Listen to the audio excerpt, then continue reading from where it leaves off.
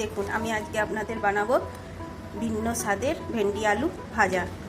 আমার ছেলে তো ভেন্ডি ভাজা শুনলেই তার গায়ে জ্বর চলে আসে, ভেন্ডি ভাজা খাবো না। কিন্তু এই ভেন্ডিটাকে একটু অন্যরকমভাবে ভেজে দিলে স্বাদটাও ভালো লাগবে আর খেতে খুব সুন্দর লাগবে, তাই সবাই পছন্দ করে খুশিতে খাবে। দেখুন আমি এটা কিভাবে বানাই। তাই প্রথমে আমি কড়াইতে তেল দিয়েছি, সেই তেলের মধ্যেই আমি দিয়ে দেবো একটু কালো জিরে আর শুকনো লঙ্কা। কালো জিরে আর এই শুকনো লঙ্কাটাকে একটু আমি ভেজে নেব।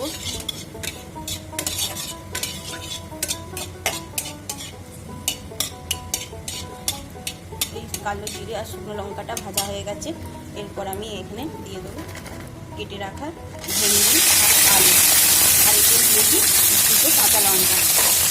দুটো কাঁচা লঙ্কাও ছোটো ছোটো করে কেটে দিই।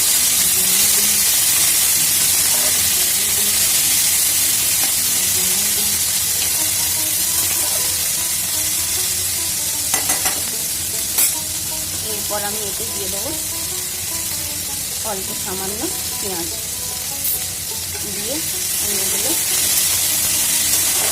পেঁয়াজ আলু ভেন্ডি একটু ভেজে নেব। এরপর আমি এতে দিয়ে দেবো অল্প সামান্য নুন,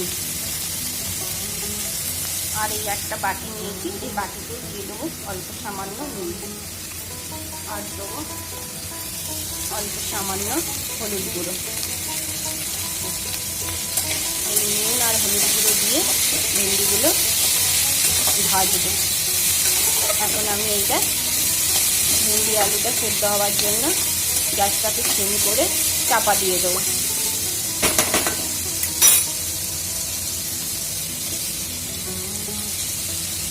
চাপা দিয়ে দেবো। এই দেখুন আমার ভেন্ডি আর আলু একদম লাল লাল করে ভাজা হয়ে গেছে।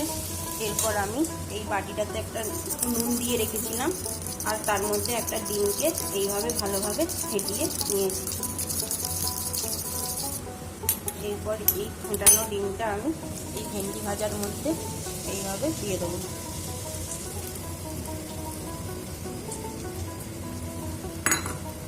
দিয়ে গ্যাসটা একটু সিম করে দেবো, দিয়ে আর অল্প সামান্য গরম মশলা নিয়েছি, ডিমটা দিয়েছি বলে একটু স্বাদ হওয়ার জন্য অল্প সামান্য গরম মশলা দিলাম। দিয়ে এবারে আমি এটা ভালো করে নেড়ে নামিয়ে নেব। ভালো করে নেড়ে নামিয়ে তারপর আপনাদের দেখাচ্ছি যে রান্নাটা কেমন হলো। ডিম থেকে আর কেউ বলবে না যে আমি ভেন্ডি ভাজা খাবো না। এইভাবে একটা ডিম দিয়ে কত সুন্দর ভেন্ডির স্বাদ বদলে যাবে। ছোট থেকে বড় সবাই চেটে পুটে আনন্দ করে খাবে। দেখুন যারা এইসব ভেন্ডি টেন্ডি খেতে চায় না, হ্যাঁ এইভাবে ডিম দিয়ে, আমি একটা মাত্র ডিম দিয়ে বানিয়েছি, আপনারা চাইলেন আপনাদের মতো ডিম কম বেশিও দিতে পারেন।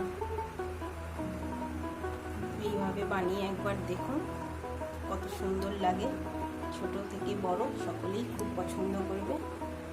আর আপনাদের যদি রান্নাটা ভালো লেগে থাকে অবশ্যই আমার চ্যানেলটা সাবস্ক্রাইব করে দেবেন।